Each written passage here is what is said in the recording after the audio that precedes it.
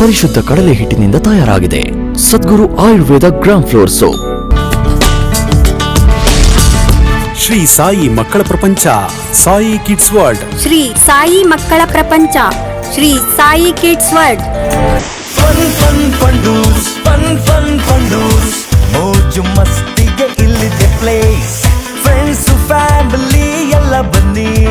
Fundoos water park, Marikanive dam ರಸ್ತೆ, ಹಿರಿಯೂರು, ಚಿತ್ರದುರ್ಗ ಜಿಲ್ಲೆ. GV ಟಿವಿಗೆ ಸ್ವಾಗತ. ನಾನು ಹೊಸದುರ್ಗ ರಾಘು.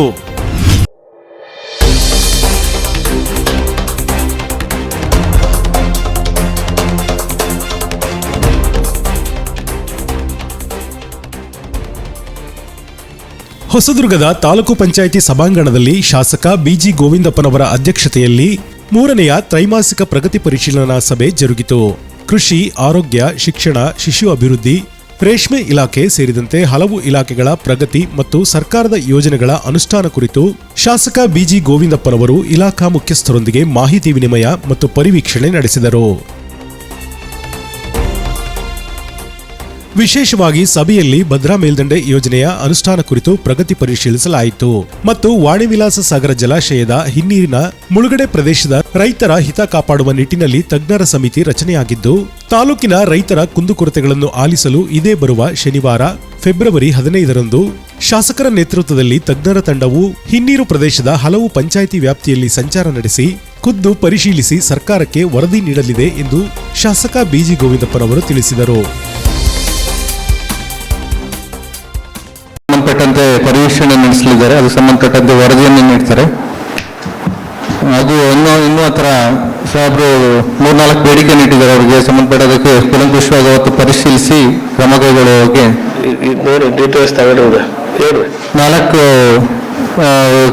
ಇದನ್ನ ಬೇಡಿಕೆಗಳನ್ನ ಇಟ್ಟಿದ್ವಿ. ಒಂದು, ವಾಣಿವಿಲಾಸ ಸಾಗರದಿಂದ ಏನು ಹೆಚ್ಚುವರಿ ನೀರು ಬರ್ತದೆ, ಅದಕ್ಕೆ ಏನು ಸಬ್ಮರ್ಜೆನ್ಸ್ ಆಗ್ತದೆ, ಈಗ ಪರ್ಮನೆಂಟ್ ಸೊಲ್ಯೂಷನ್ ಹುಡುಕಬೇಕು. ಹಂಗಾಗಿ ಅಲ್ಲಿ ಏನು ವಾಣಿವಿಲಾಸ ಸಾಗರದ ಕೋಡಿ ಇದೆ, ಅಲ್ಲಿಗೆ ಸ್ಪಿಲ್ವೇ ಗೇಟ್ ವೇನ್ ಮಾಡಬೇಕು ಅಂತ ಹೇಳಿ ಮೊನ್ನೆ ಶಾಸಕರು ಬೇಡಿಕೆ ಇಟ್ಟಿದ್ದಾರೆ.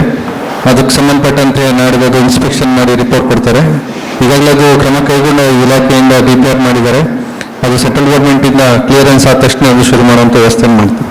ಮುಗಿದಂತೆ ಬ್ಯಾಕ್ ವಾಟರ್ ಡೈರೆಕ್ಟಾಗಿ ಎಂಟ್ರಿ ಆಗೋಂಥ ಹಳ್ಳಿಗಳೇನಿದೆ, ಗುಂಡಿ ಹಳ್ಳ ಇರ್ಬೋದು, ಹಾಗೂ ಈ ಕಡೆ ಮಾದರಹಳ್ಳ ಇರ್ಬೋದು, ಹಾಗೂ ಯಲಗೆರೆ ಒಡ್ಡು, ಈ ಬೆಲ್ಗೂರು ಕಡೆಯಿಂದ ಬರುವಂಥ ಹಳ್ಳಗಳಿರ್ಬೋದು, ಅಮ್ಮನಕೆರೆ ಹಳ್ಳ, ಇವಕ್ಕೆಲ್ಲಕ್ಕೂ ಸಹ ಗೇಜಿಂಗ್ ಮಾಡಬೇಕು. ಅದರದ್ದು ಕರೆಕ್ಟ್ ಗೇಜಿಂಗ್ ಸಿಗ್ತಾ ಇಲ್ಲ ಅನ್ನೋ ಉದ್ದೇಶದಿಂದ ಗೇಜ್ಗಳನ್ನ ಅಳವಡಿಸಬೇಕು ಅಂತ ಬೇಡ್ಕೊಂಡು ಅದಕ್ಕೆ ಸಂಬಂಧಪಟ್ಟಂಗೆ ಸಹ ಕ್ರಮ ಕೈಗೊಳ್ಳುವ ಬಗ್ಗೆ ನಡೆದ ಕಮಿಟಿಯಲ್ಲಿ ಡಿಸ್ಕಷನ್ಸ್ ಮಾಡ್ತಾರೆ ಸರ್. ಇನ್ನುಳಿದಂತೆ ಏನು ನಮ್ಮದು ವಾಣಿವಿಲಾಸ ಸಾಗರದಿಂದ ಯಾವುದೇ ಸಹ ವಸ್ತುಗಳ ತಲೆಗೆ ಅನುಕೂಲ ಆಗ್ತಿಲ್ಲ. ಅದರಿಂದ ಅದಕ್ಕೆ ವಾಟರ್ ಲೊಕೇಶನ್ಸ್ ಮಾಡಬೇಕು ಅಥವಾ ನೀರನ್ನು ಬಳಕೆ ಮಾಡ್ಕೊಳ್ಳಿಕ್ಕೆ ಕ್ರಮ ಕೈಗೊಳ್ಳಬೇಕು. ಅದು ನಮ್ದು ಏನು ಲೆಕ್ಕೆಯಲ್ಲಿ ವಾಟರ್ ಲೊಕೇಶನ್ ಅಂತ ಹೇಳ್ಬೇಡ್ರಿ. ವಾಟರ್ ಲೊಕೇಶನ್ ಕೇಳೋದೇ ಇಲ್ಲ ಸರ್. 29,000 ಹೆಕ್ಟರ್ಗೆ ನೀರಾವರಿಯನ್ನು ಸೌಲಭ್ಯ ಅಪರ್ಬದರಿಂದ ಬರ್ತಕ್ಕಂಥ ನೀರು ವಂಚಿತವಾಗಿ ಉಳ್ಕೊಂಡಿರ್ತಕ್ಕಂಥ ಪ್ರದೇಶ 29,000 ಹೆಕ್ಟರ್. 29,000 ಹೆಕ್ಟರ್ಗೆ ನೀರಾವರಿ ಸೌಲಭ್ಯ ಮೂಲಕ ಮಾಡ್ಕೊಳ್ಬೇಕು. ಅವರು ಅಲೋಕೇಶನ್ ಮಾಡೋದು ಕೇಳಬೇಡ್ರಿ. Yes sir. ಆ ಪ್ರಶ್ನೆ ಎತ್ತಿದ ತಕ್ಷಣ ಪ್ರಶ್ನೆ ಉದ್ಭವ ಆಗುತ್ತೆ. ಏಕ ನೀರಾವರಿ ನೀರು ಕೊಡ್ರಿ, 29,000 ಹೆಕ್ಟರ್ ನೀರು ಕೊಡ್ರಿ. ವಂಚಿತವಾಗಿರುವಂತ ಅಚ್ಚುಕಟ್ಟು ಪ್ರದೇಶಕ್ಕೆ ನೀರಾವರಿ ಸೌಲಭ್ಯ ಕೇಳ್ರಿ. ಕೆರೆಗಳನ್ನು ತುಂಬಿಸಬೇಕು ಅನ್ನೋದೊಂದು ಬೇಡಿಕೆ ಇದೆ. ಅದೇ ರೀತಿ ನಮ್ದು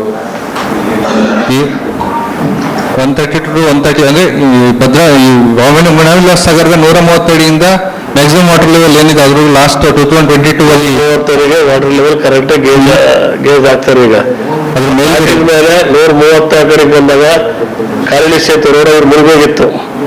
ಈ ವರ್ಷ 130 ಅಡಿ ಮುಳುಗಿಲ್ಲ. ಎಲ್ಲ ಹಳ್ಳಿಗಳಿಗೂ ಗೇಜಿಂಗ್ ಮಿಷಿನ್ ಹಾಕಿ ನೀರು ಎಷ್ಟು ಬರ್ತಾ ಡಿಸ್ಚಾರ್ಜ್ ಅಷ್ಟು ಆಗಲ್ಲ. ಡಿಸ್ಚಾರ್ಜ್ ಕಡಿಮೆ ಆಗುತ್ತೆ, ನೀರು ಏರಿಕೆ ಆಗುತ್ತೆ.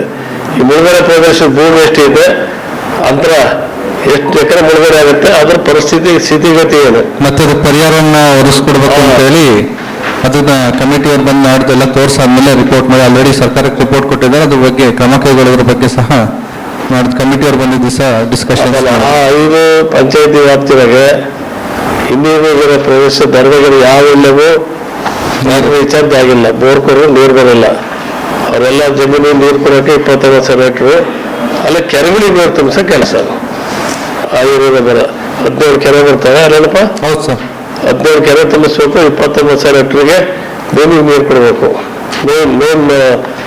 ಆಮೇಲೆ ಅಲ್ಲಿ ರೋಡ್ಗಳು ಮುಳುಗಡೆ ಆಗಿದ್ದಾವೆ, ರೋಡ್ಗಳು ಮುಳುಗಡೆ ಆಗಿ ಹೊಸ ರೋಡ್ಗಳು ಮಾಡ್ಕೊಡ್ಬೇಕು, ಸೇತುವೆ ಮುಳುಗಡೆ ಆಗಿ ಹೊಸ ಸೇತುವೆಗಳು ಮಾಡ್ಕೊಡ್ಬೇಕು. ಪ್ರಪೋಸಲ್ ಎಲ್ಲರೂ ವರದಿ ಸರ್ಕಾರ ಕೊಡ್ತಾರೆ. ಶನಿವಾರ ನೀವು ಬರ್ರಿ, ಶನಿವಾರ ದಿವಸ ಎಲ್ಲ 11 ಗಂಟೆ ವೆಹಿಕಲ್ ತಗೊಳ್ರಿ, 11 ಗಂಟೆ ಲೆಕ್ಕೇಳಿ ಬರ್ರಿ. ಲೆಕ್ಕೇಳಿಯಿಂದ ಪ್ರಾರಂಭ ಮಾಡ್ತೀವಿ. ಲೆಕ್ಕೇಳಿಯಿಂದ ಅವ್ರ ಬೇಡ್ಕೊಳ್ಳೋದ ಕೇಳ್ತಾರೆ, ಅದನ್ನ ನೋಡ್ಕೊಳ್ರಿ. ಆಮೇಲಿಂದ ಸೀದಾ ಕಾರೇಳಿ ಪಂಚಾಯತಿ ಮತ್ತು ಅವರು ನಾಗ್ತಿಹಳ್ಳಿ ಆ ಇನ್ನೂರು ಪ್ರದೇಶ ನೋಡ್ಕೊಂಡು ಈ ಕಡೆ ಜೋಗಂಬಳ್ಳಿ ಲಿಂಗಗಳಿಗೆ ಈ ಕಡೆ ನೋಡಿದ್ರೆ ಕಾರೇಳಿ ಸೇತುವೆ ಮೇಲೆ ಬಂದು ನೋಡಿದ್ರೆ ಅದನ್ನ ಅಲ್ಲಿ ಎಷ್ಟು ಅನುಕೂಲ ಅಂತ ತೋರಿಸ್ತೀವಿ. ಸೇತುವೆ ಮೇಲೆ ಬಂದು ಇಲಾಖೆಗಳ ಪ್ರಗತಿ ಪರಿಶೀಲನೆಯ ವೇಳೆ ಶಾಸಕ ಬಿಜಿ ಗೋವಿಂದಪ್ಪನವರು ಹಲವು ಅಧಿಕಾರಿಗಳಿಗೆ ತರಾಟೆಗೆ ತೆಗೆದುಕೊಂಡ ಪ್ರಸಂಗ ಜರುಗಿತು. ಸಭೆಯಲ್ಲಿ ತಾಲೂಕು ಪಂಚಾಯತ್ ಕಾರ್ಯನಿರ್ವಾಹಕ ಅಧಿಕಾರಿ ಸುನಿಲ್, ಸರ್ಕಾರದ ಗ್ಯಾರಂಟಿ ಯೋಜನೆಗಳ ಅನುಷ್ಠಾನ ಸಮಿತಿಯ ತಾಲೂಕು ಅಧ್ಯಕ್ಷ ಇಸ್ಮಾಯಿಲ್, ತಾಲೂಕು ಬ್ಲಾಕ್ ಕಾಂಗ್ರೆಸ್ ಅಧ್ಯಕ್ಷ ಮತ್ತು ಕೆಡಿಪಿ ನಾಮನಿರ್ದೇಶಿತ ಸದಸ್ಯರಾದ ಪದ್ಮನಾಭ್, ಜೀಶನ್, ನಿರಂಜನಮೂರ್ತಿ, ಲೋಕೇಶಪ್ಪ ಸೇರಿದಂತೆ ಹಲವರು ಭಾಗವಹಿಸಿದ್ದರು.